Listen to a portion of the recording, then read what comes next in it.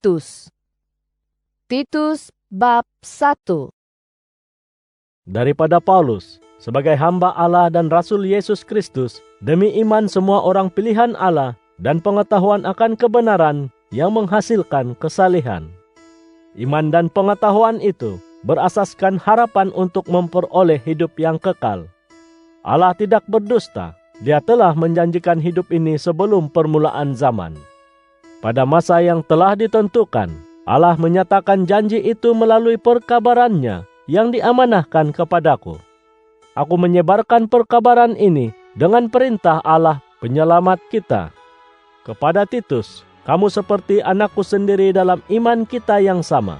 Semoga Allah Bapa dan Kristus Yesus penyelamat kita menganugerahimu kasih kurnia dan damai sejahtera.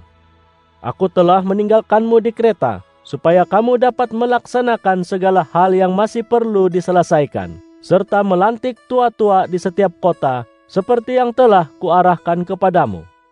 Seorang tua-tua hendaklah tidak bercela dan beristri seorang sahaja, manakala anak-anaknya haruslah hidup beriman dan tidak dapat dituduh berkelakuan liar serta ingkar. Ini perlu karena seorang penyelia jemaah memegang tugas mengendalikan pekerjaan Allah.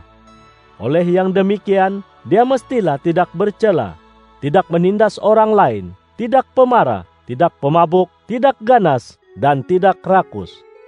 Dia haruslah bersifat mesra, mencintai kebaikan, pandai menguasai diri, tulus, suci, dan tertib. Dia mesti berpegang teguh pada perkabaran yang layak dipercayai, serta selaras dengan asas iman. Dengan demikian, dapatlah dia menggalakkan orang menerima ajaran yang benar dan menunjukkan kesilapan mereka yang menentang ajaran itu. Sebabnya ada ramai pemberontak, orang yang bercakap kosong dan penipu, terutamanya orang yang dahulunya daripada mazhab persunatan.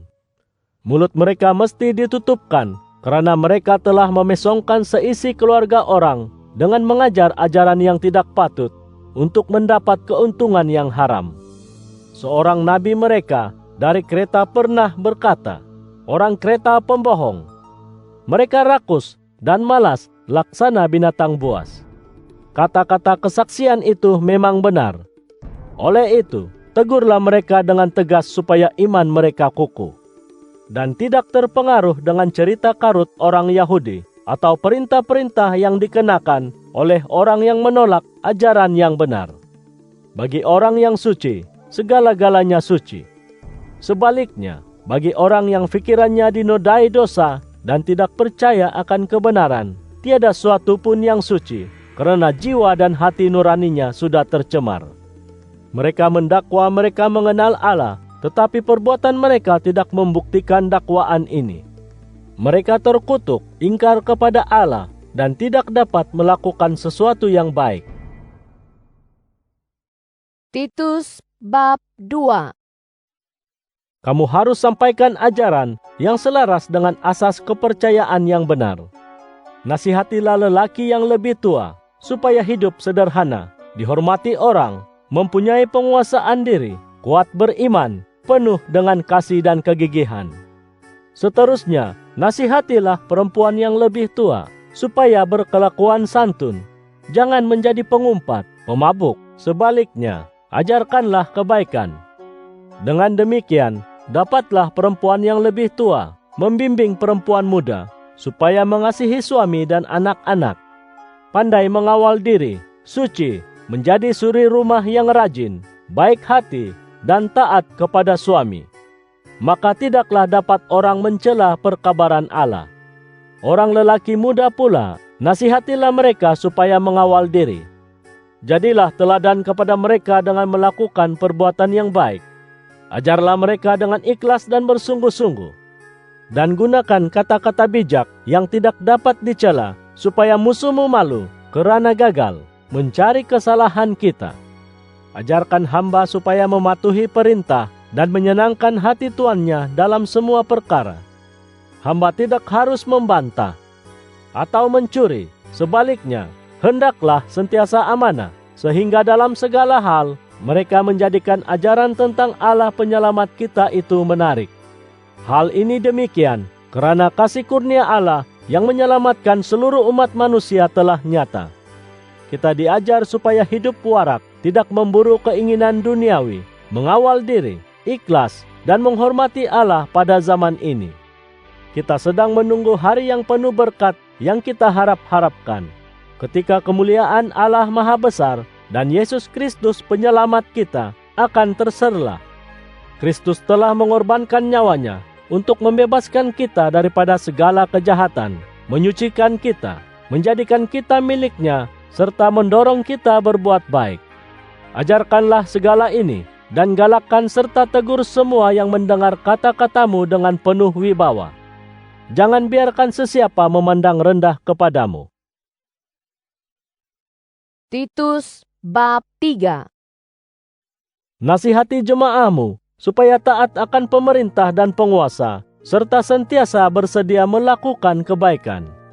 Larang mereka mengumpat atau bertengkar, dan dorong mereka bersikap ramah tamah serta lemah lembut kepada semua orang. Dahulu kita juga bodoh, ingkar dan sesat. Kita dikuasai pelbagai nafsu dan keinginan. Kita hidup dengki-mendengki dan benci-membenci. Tetapi Allah penyelamat kita menunjukkan belas ihsan dan kasih-Nya kepada kita. Allah menyelamatkan kita bukan kerana perbuatan benar yang kita lakukan, tetapi kerana belas kasihan-Nya. Dia menyelamatkan kita melalui pentahiran kelahiran semula dan melalui pembaharuan yang dilakukan Roh Kudus. Allah melimpahkan Roh Kudus itu kepada kita melalui Yesus Kristus penyelamat kita. Maka dengan kasih kurnia-Nya kita sudah diperbenar untuk menjadi anak waris yang mendapat hidup kekal yang kita harapkan. Kata-kata ini benar. Berikanlah perhatian terhadap hal-hal tersebut, supaya orang yang beriman kepada Allah berusaha sepenuhnya untuk melakukan segala yang baik, serta bermanfaat kepada semua orang. Sebaliknya, jauhilah perbahasan yang sia-sia, perbuatan menyusur galur nenek moyang, pertengkaran dan pertikaian tentang hukum Taurat. Segala ini tidak membawa faedah. Berikan amaran kepada sesiapa yang menyebabkan perpecahan dalam kalangan jemaah. Nasihati dia sekurang-kurangnya 2 kali. Jika dia tidak berubah, jauhilah dia. Kamu tahu bahwa orang yang demikian itu sesat dan berdosa. Dia menjatuhkan hukuman atas dirinya sendiri. Apabila aku mengutus Artemas atau Tikhikus kepadamu, cobalah seberapa daya mengunjungiku di Nikopolis, kerana aku telah membuat keputusan akan berada di situ pada musim dingin.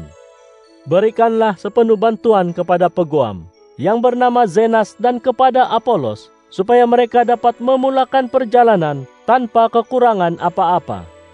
Jemaah kita haruslah mengamalkan kebajikan untuk membantu orang yang memerlukan pertolongan. Dengan demikian, bergunalah hidup mereka.